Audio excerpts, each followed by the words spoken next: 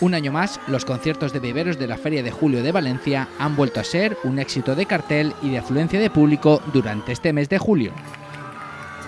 Noches de lleno en los jardines de Viveros con grandes de la música nacional como Mónica Naranjo, Loquillo o Antonio Orozco.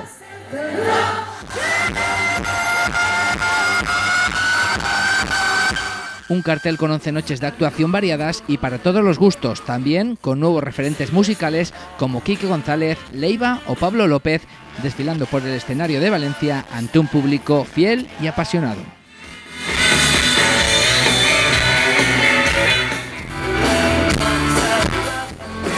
Un cartel que también se acuerda de los nuevos grupos y cantantes valencianos como Santero y los Muchachos, Nada que Decir o Junts Kaleidoscope, que también han tenido un hueco en el escenario de Viveros.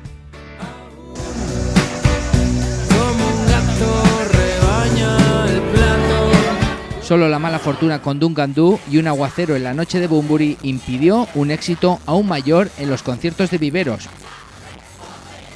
Pero aún te quedan noches para disfrutar de la magia de los conciertos de Viveros en tu Feria de Julio.